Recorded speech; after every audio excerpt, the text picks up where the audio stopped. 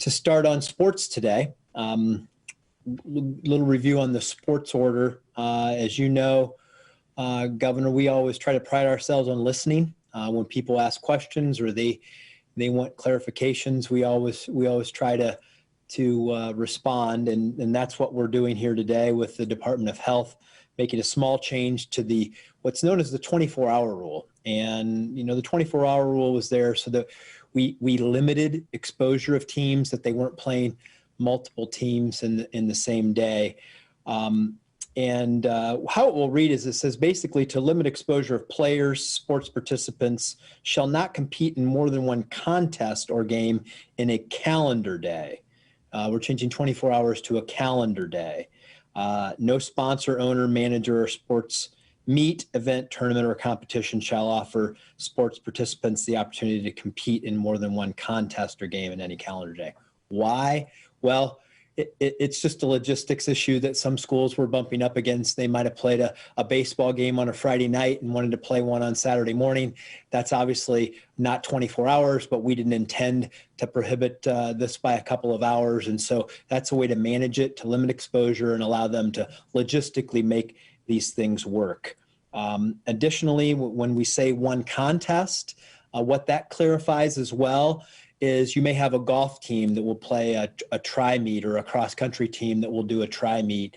That we used to say one team, we're talking about one contest. We want to allow those kinds of things to happen because we know that it just presents some complication in scheduling and things like that. And however, I want to add one thing here, is that it does not permit multiple contests in a single calendar day. You can't play multiple basketball games or volleyball matches or soccer matches in the same day. So it's focused on just the kind of sports like golf and cross country, where you may have a couple of teams participating and be able to do it safely.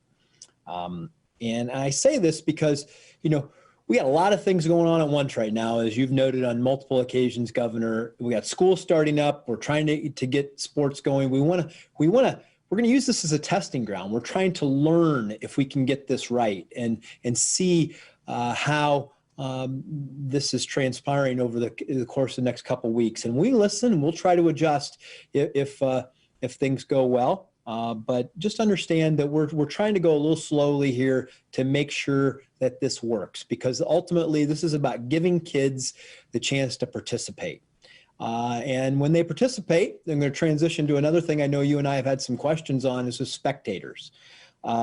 Parents, a lot of questions, athletic directors, schools, a lot of questions. And I want to just read directly from the health order to remind folks about what the spectator provision is about. It's the primary purpose of permitting sports spectators is to allow and encourage the family and the household members and loved ones of players, coaches, team members, staff members, officials, and other event participants like the band or honor guard to share in that experience for those student athletes and student participants. And that's what we're trying to do here, because we've heard the questions. Well, hey, the way the rules are written, my family can't come see me. There are many ways which we can accommodate that. And I want to emphasize this once again. This is at the top of this section on sports venues and spectators. We want the families to be there. There are ways that you can do this by using lawns and standing room only in field areas allowable to the extent that they're 6 feet in distance and between 6 feet of distance between the groups and the patrons, and that's clearly marked. And remember, every school has to develop a plan and present it to their local health department.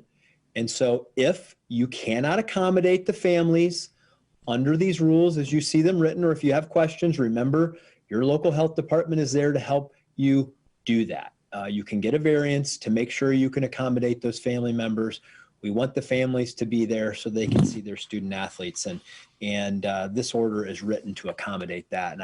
And I know that we've had people ask about cross-country meets and football games and things like that. It's designed so that the families can be there. There's a way to do that. Work with your local health department if you have any questions.